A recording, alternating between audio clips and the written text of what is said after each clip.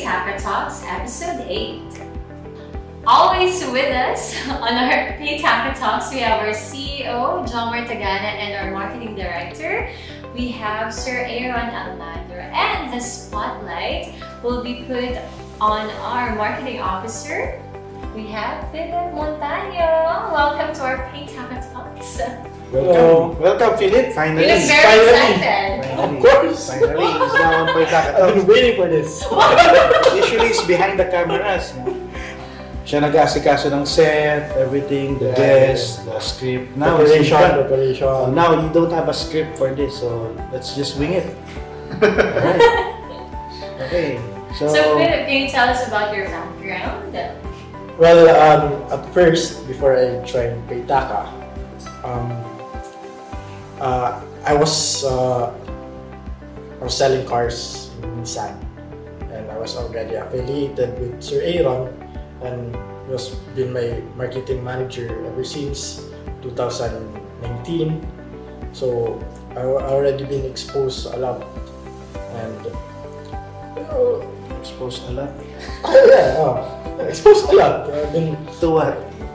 from customers, relationship, from selling, and marketing stuff, all that stuff.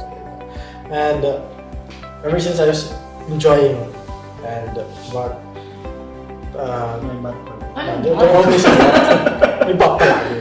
So pandemic came, so Yes.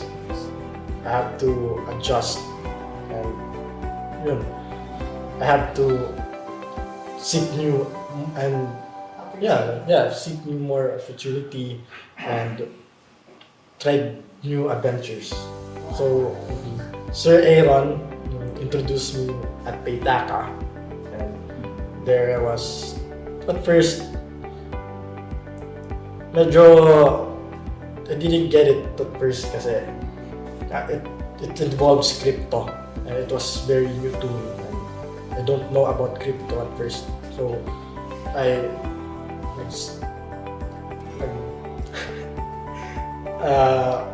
studied and searched more, asked more, and talked a lot more about with Sir Joemar and with the developers, and trying new things and all that stuff. Anything that's related and connected to crypto. Actually, Philip is a very talented guy. That's why I got interested to hire him for Paytaca. Especially when the position was open, I wanted someone that we can trust and maasahan talaga. And Philip has always been dependable even before in our previous work. And yun nga, when he mentioned about the pandemic, that was the time when we launched Connecta. It was our online ordering and delivery service. So Philip not only worked as a marketing officer for that, he also served as our logistics manager because he handles our riders. Because Connecta has our own riders. We have our own riders that takes orders and delivers orders to the customers. So Philip was on top of that. Whenever there are orders from our merchants, he contacts the riders. So he follows up if the orders are The late. riders, the customers, and the merchants. Yes. In fact, when there were no riders, he was doing Yes, the delivery. yes. Initially, he was the one who delivered when we The first ever order I Delivered. yes, it was fun. And we saw him. He was the one who delivered the food to the merchants. And anyway, it was still something to do. You ride a bicycle just to deliver. Which order was it? Kuya Ace. It was tapsilog. So yeah. Anyway, that was when the pandemic, when we did not launch the wallet app, the Paytaca Wallet yet. That's why we had to create a product that would be best appropriate for the times. That's why we had Connecta. But now, the pandemic is still there, but it's cities open, regions open, businesses started. So now the Paytaca Wallet has been relaunched. That's what we did. And then now, Philip is actually very, very busy now. So what's your top job now? For Paytaca? Well, of course, promoting Paytaca. I'm more on ground works, especially. But sometimes when I come in the office, I do a lot of social media stuff. So he handles all the social media Accounts. accounts. Yes, we have. What are the social media accounts we have? First, we have the Telegram, the YouTube, Paytaca Talks, Twitter, TikTok, Vero, and Spotify, Instagram, Facebook, and LinkedIn, and of course, Buzzsprout. That's a lot of social media sites. So you hold all of them? Yes. Wow. It's kind of very medyo hindi naman complicated. Overwhelming. Medyo overall challenging. Because Challenge. every social media, you have to understand How it works. yeah how it Because works, it's all unique. the algorithms, Algorithms. and how will you Reach. reach the market, and and all the trends that you have to sink in with. So that's why I've been doing so far, and especially if there's a mall exhibit or any events that Paytaca is involved, we go there and we put up our booth and introduce Paytaca And to promote. promote and expose so much about the wallet and introduce them and how this is the future of the crypto. Cashless transactions. Yeah, cashless transaction. Yeah, so perhaps among all of us here, you have the most exposure to the Event. Yes. people, be it Involved. merchants or customers or curious passerbys. Can you relate some experience, maybe some memorable experience you have with During dealing with the event. these yeah. events? I once Had had mall duty at Robinsons, and it was very fun because madami akong nakausap ng mga individuals who are involved in crypto, gamers, and even investors. And especially the challenging part was the people that don't know about crypto. So rather than they're very curious, and when it comes to that kind of market, sometimes I don't push the wallet, but I rather educate them about how crypto works, so that they could avoid the scam, and maybe they really they push to invest more in crypto, especially our wallet, the Paytaca, and to let them understand that this is the future that we are promoting. And all this. Actually, Joemar, Philip is one of the lead point person in training merchants. Alongside, sometimes I join him, and then we train the merchants on how to onboard. So he's also involved in onboarding merchants, especially training and also following up with the merchants, if their POS are working, if the system is ongoing, and if the merchants have questions, I always direct them to Philip. And doon ako nag-enjoy because I'm more on interact with the customer and the merchant and the people, because if I already have the experience dealing with that kind of situation. So when it comes to that, I really enjoy talking to them, convincing them. When it comes to about crypto and stuff, and it's very satisfying to see that they are convinced that I've been talking a lot, and it seems that they are really interested so far. Okay. I've been dreaming about having a team that will work together for a goal, for our goal Yes, initially. exactly. And it took time for us to find to have a working team. Yes.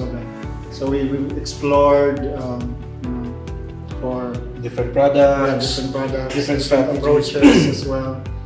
And at this point, I'm proud to say that I can see things falling together in the right place at the right time.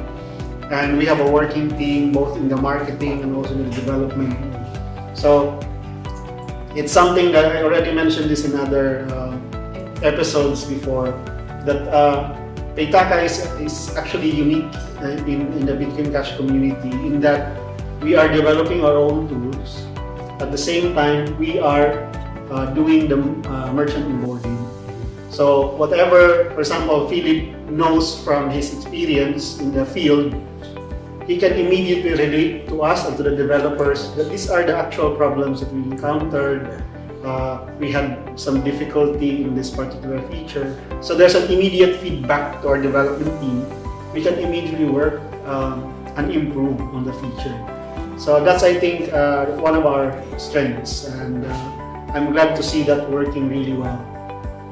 And this is the part where we're gonna really take off, because the first couple of years we were developing the foundations, and now the market is ready, merchants are ready, the pandemic is technically almost done, and then people are more accepting in something like this, especially that the market, all of them are using already wallets, payment options like we can mention GCash and Maya. Convenience. Yeah, so it's easier to convince them.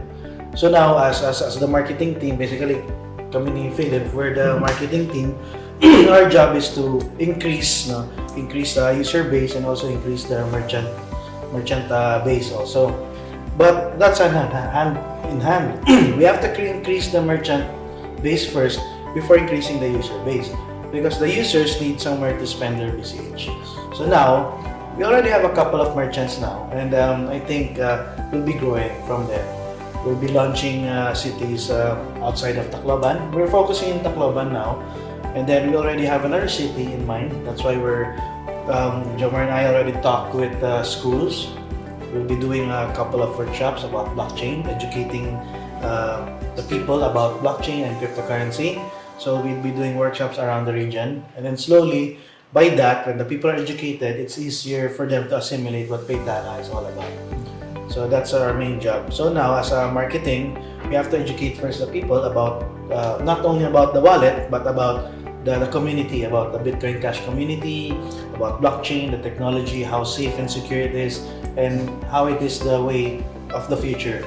Everyone is going that route, and Paytaca is the one who's blazing, who's creating that path. We are the first here in the region, and hopefully, we can replicate that in other cities in the Philippines and outside.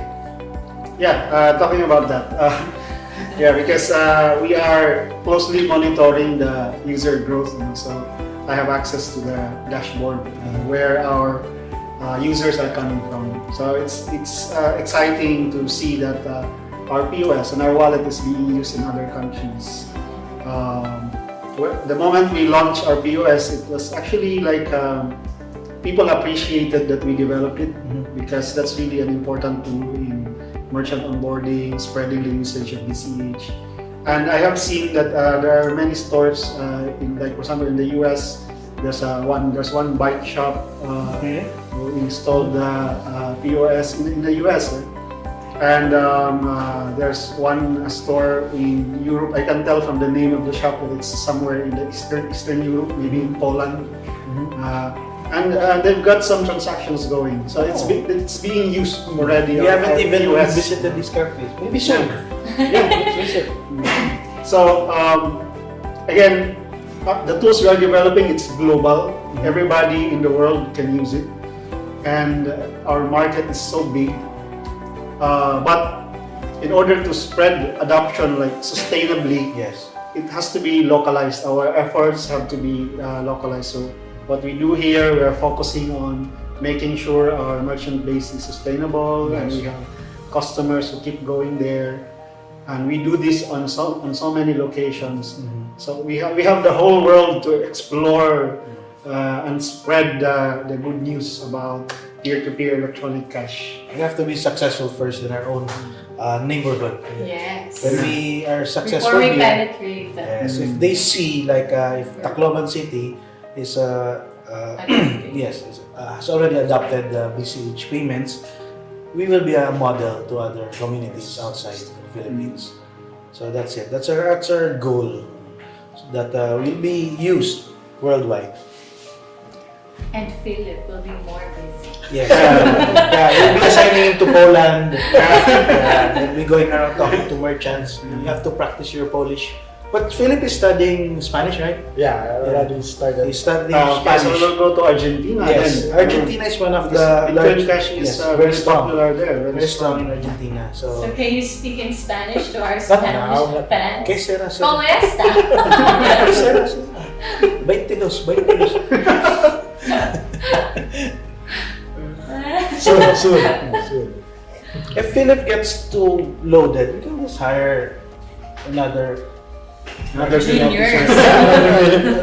so that he will have people under him. Yeah, Spanish-speaking people, Yeah. Polish-speaking people. Señorita. Ah.